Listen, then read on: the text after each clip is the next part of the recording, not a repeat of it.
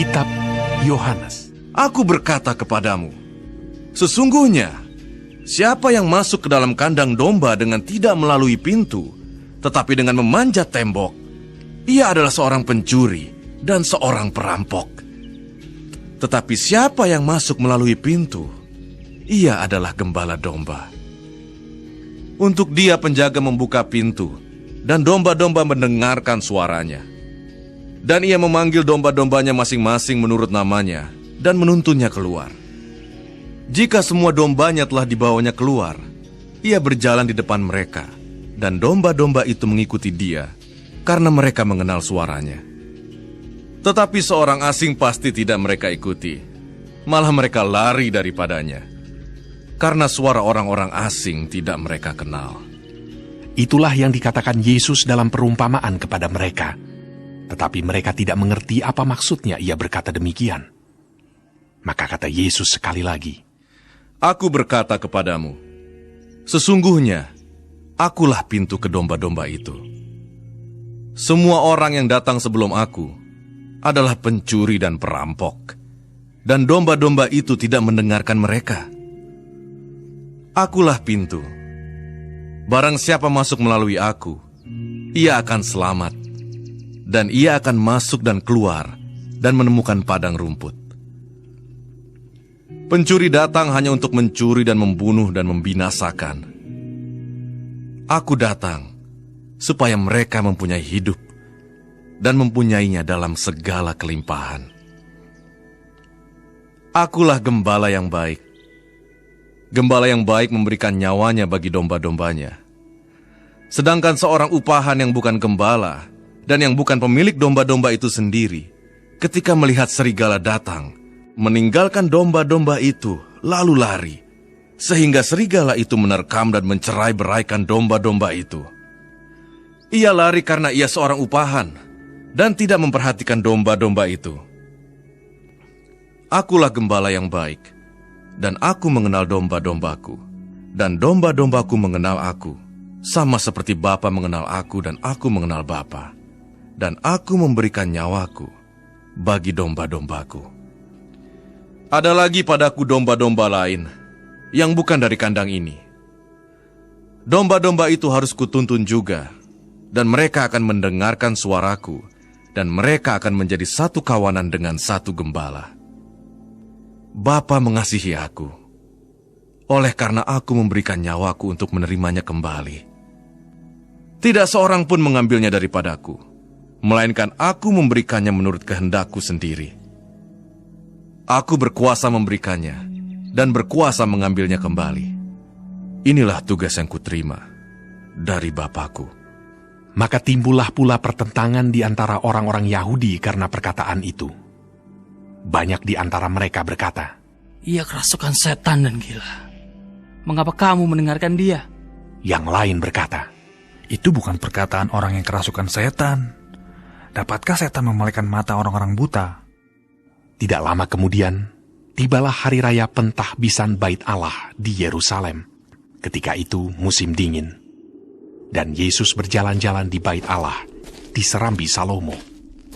Maka orang-orang Yahudi mengelilingi dia dan berkata kepadanya, Berapa lama lagi engkau membiarkan kami hidup dalam kebimbangan? Jikalau engkau Mesias, katakanlah terus terang kepada kami. Yesus menjawab mereka, Aku telah mengatakannya kepada kamu, tetapi kamu tidak percaya. Pekerjaan-pekerjaan yang kulakukan dalam nama Bapakku, itulah yang memberikan kesaksian tentang aku. Tetapi kamu tidak percaya, karena kamu tidak termasuk domba-dombaku. Domba-dombaku mendengarkan suaraku, dan aku mengenal mereka, dan mereka mengikut aku.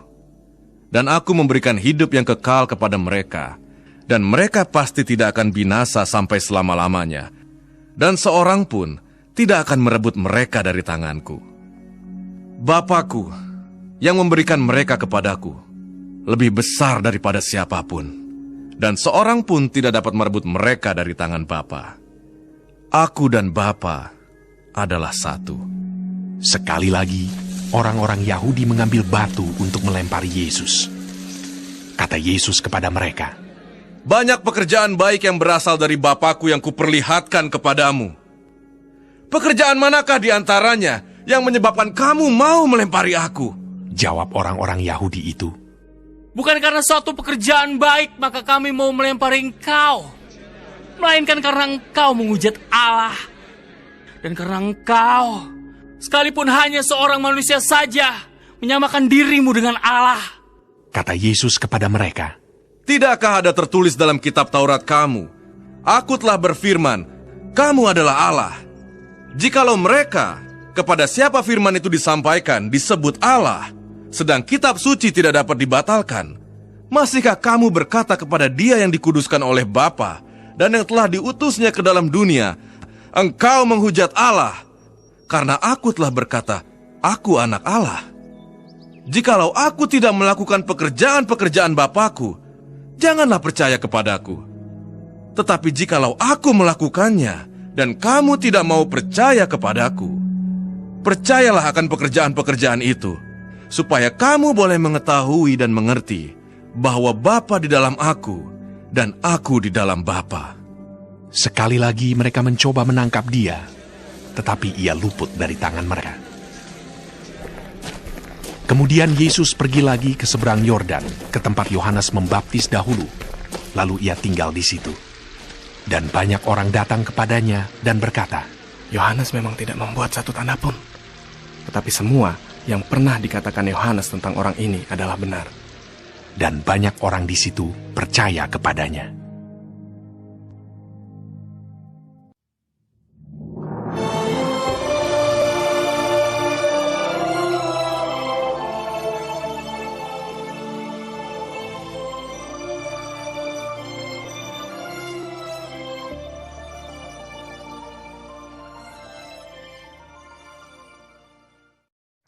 Shalom semua jemaat Tuhan. Sekarang kita sudah memasuki kitab Yohanes 10. Tuhan Yesus memberkati. Di ayat 1 sampai 21. Gembala yang baik. Gembala yang baik selalu berjalan di depan, kemudian domba-dombanya akan mengikutinya. Gembala yang baik membuka jalan bagi domba-dombanya serta tahu di mana padang rumput yang hijau. Gembala yang baik akan membawa domba-dombanya ke tempat yang tidak mengandung bahaya. Kalau kita mengikuti pimpinan Tuhan, kita tidak akan dibawa ke tempat yang membahayakan jiwa kita dan merugikan hidup kita. Selain itu, di tangan gembala selalu ada gadah dan tongkat. Gadah berfungsi untuk menghajar dan membunuh binatang buas yang hendak mengganggu atau memangsa domba.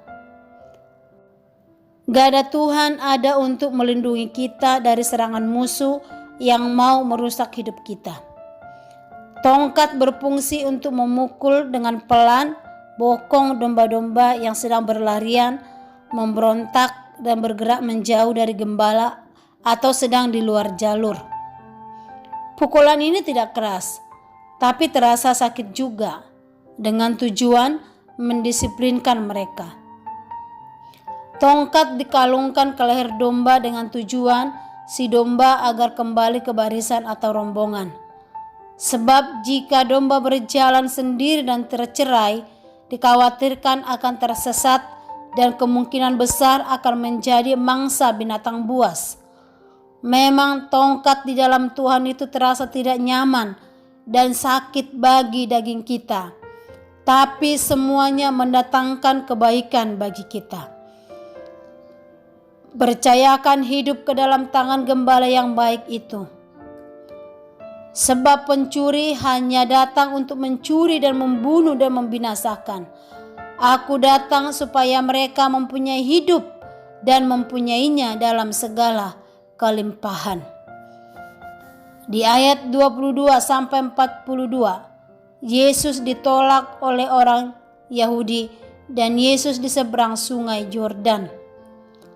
Melihat dan mengalami mujizat ternyata tidak dapat menjadi dasar bagi orang untuk percaya kalau Yesus adalah Tuhan. Di mana yang pertama, di mana sekelompok orang Yahudi mempertanyakan kemesiasan Yesus karena mereka merasa bimbang. Bagi Yesus, permasalahannya bukan pada Yesus yang tidak mampu menyatakan identitasnya sebagai Mesias, karena Yesus sudah banyak membuat karya-karya. Ketidakpercayaan mereka juga diakibatkan karena mereka tidak termasuk domba-dombanya. Di ayat 26-30, mendengar itu orang-orang Yahudi tetap tidak mengerti. Mereka malah melempar Yesus dengan batu.